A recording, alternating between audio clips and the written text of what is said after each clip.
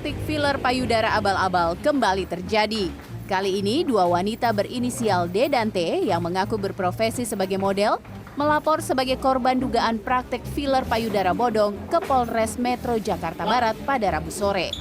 Dengan menyertakan bukti chat, transaksi, serta rekaman video operasi, D dan T menjalani pemeriksaan untuk kelengkapan laporannya.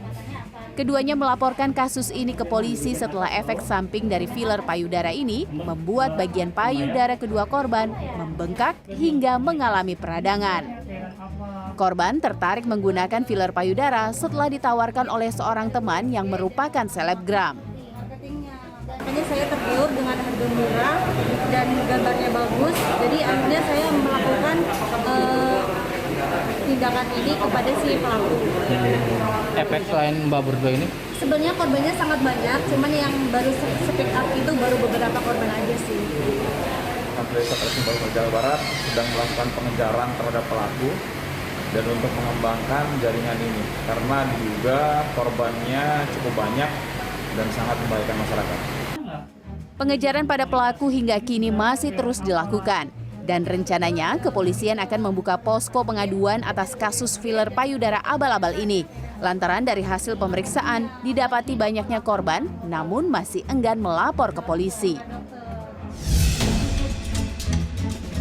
Kasus dugaan malapraktik sebelumnya juga dialami model Monica Indah.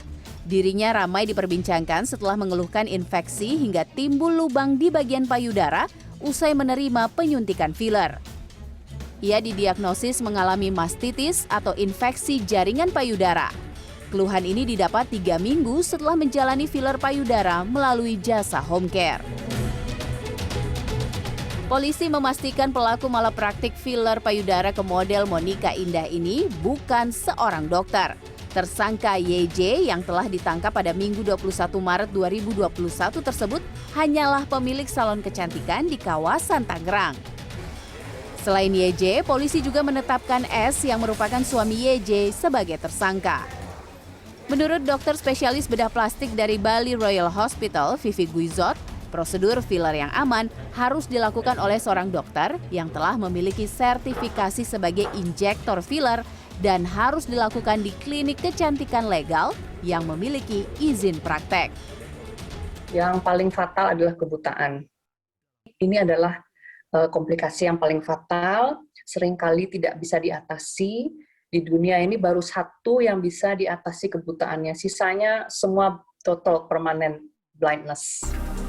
Penyuntikan filler pun hanya dapat dilakukan di bagian tubuh tertentu, yaitu area yang depres atau cekung. Meski begitu, fungsinya pun bukan untuk menambah volume. Tim Liputan CNN Indonesia.